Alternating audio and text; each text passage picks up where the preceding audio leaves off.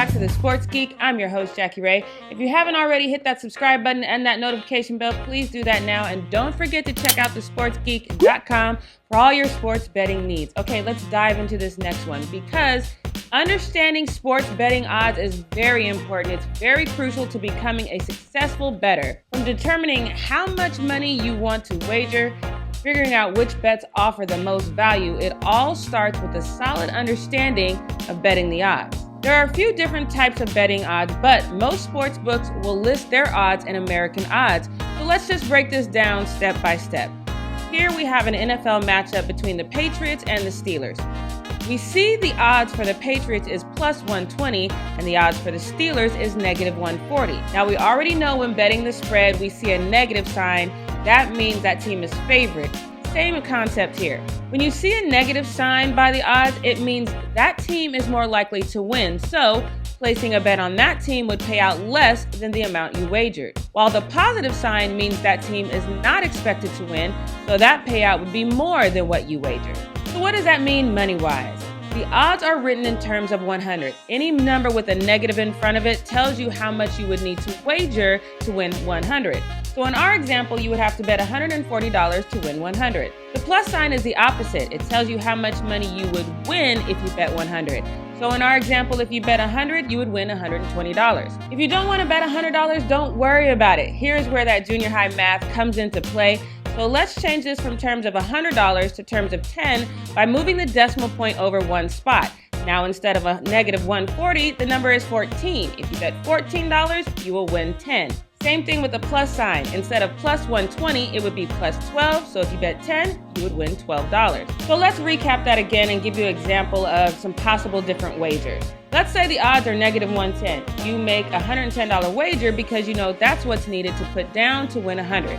Your team wins, you get your money back, plus the 100, the payout is $210. And of course, if you bet the underdog and they win, that is much better for your bankroll. On the plus 120 odds, if you bet $100 and your team wins, you get your $100 back, plus the payout of $120, so now you have $220. If you go a little higher and bet $1,000, then you will get your wager back, plus an additional $1,200 for a total of $2,200. You should be able to do these calculations on your own because they will help you gauge where you want to put your money. But if you're having one of those days where everything is just kind of running together, don't worry.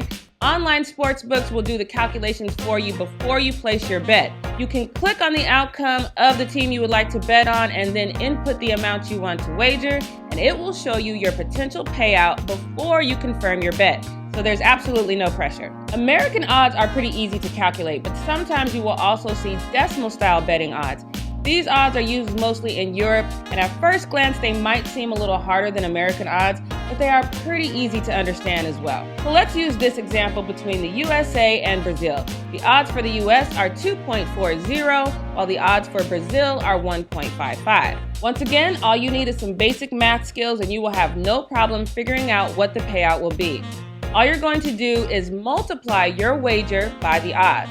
So if you want to make a $100 wager on the USA, multiply 100 times 2.40, which means the payout would be $240. But always remember your unit size and keep your bets where you go over that to a minimum. If your unit size is $20, if you take the US, then your payout would be $48. In this case, the US is giving you the higher profit. You will get your $20 wager back plus the $48, so your payout is going to be a total of $68. But if you're absolutely certain Brazil is going to win and you make your $20 wager there, you multiply 20 times 1.55 is $31. So you will get your wager back plus the $31. Now you have a payout of $51.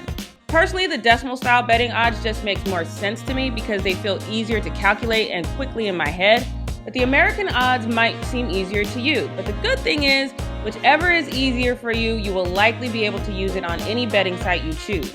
It is not likely that you will see the decimal style betting odds display in many North American sports books, but most online betting sites will allow you to choose the style of betting odds you want displayed.